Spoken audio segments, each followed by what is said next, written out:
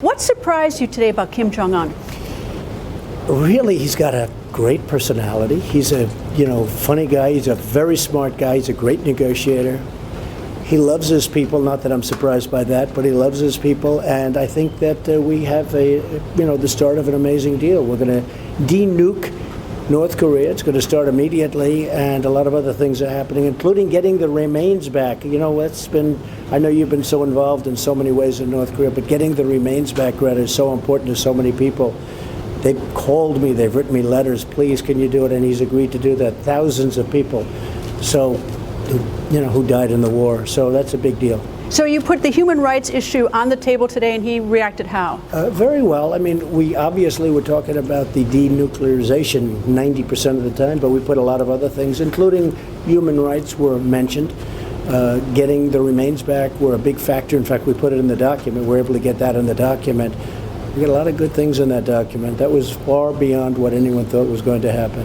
Give me some sort of behind the scenes. Did you issue an ultimatum to him? Did he issue an ultimatum to you? What was the reaction, the back and forth? Not an ultimatum. We've been dealing for 3 months, really, and we've been dealing through our various representatives, including Secretary of State Mike Pompeo, who's done a really fantastic job. So we've been dealing for a pretty good period of time, and when we met today, we got along right from the beginning. For me, this is hour number 25. I haven't been sleeping for 25 hours. It's been a big, long negotiation, and I'm very proud of it. It starts a process, that could have ended up in a war, that could have ended up with many millions of people. You know North Korea very well. Seoul has 28 million people. That could have ended up with millions of people dead, and we're going to end up with a deal. All right, what about our troops? Are they staying in South Korea? Yeah, they're going to stay. We didn't even discuss that. That wasn't discussed. We are going to get out of the war games that cost so much money, because I think, number one, it's very provocative, and I want to do it, and I think they're very happy about it because it is so provocative, but it costs a fortune to do it, and we won't do that as long as we're negotiating in good faith. What brought him to the table this time? Because there's been a lot of saber rattling back and forth over decades with the DPRK in the U.S. Well, actually, I don't think there's been too much saber rattling prior to me. I don't think they basically had a silencio attitude, silence. They didn't want to talk about it, and you can't do that.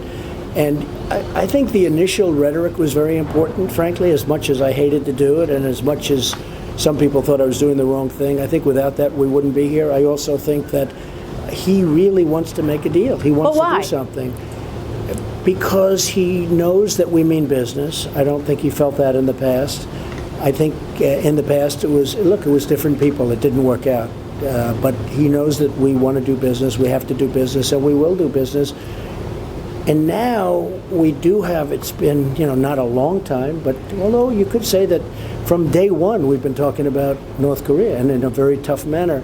But I think we signed a document today which was far, far greater and more comprehensive than people thought. Nobody thought this was possible. What do you think he thought of you after he left?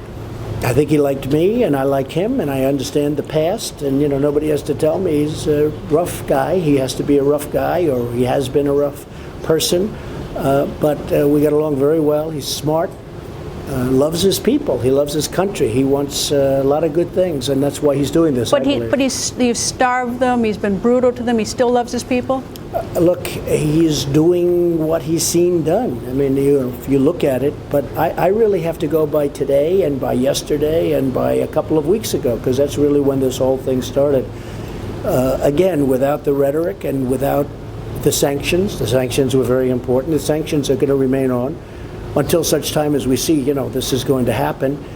And we pretty much see that now, but the sanctions will remain on until we really start dismantling or dismantle the nuclear weapons. Because this is Voice America, it will be heard in North Korea by the citizens of DPRK of North Korea.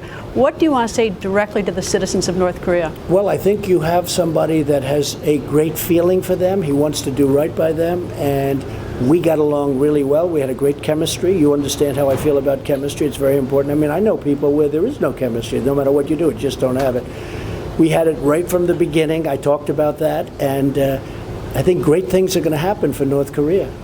Mr. President, nice to see you all the way from Washington. That's true. It's been a long time. At some point, I'll be able to go to sleep, I think, get a little rest. Indeed. Have a safe trip back, sir. Thank you, sir. It's a great honor. Thank you. Thank you.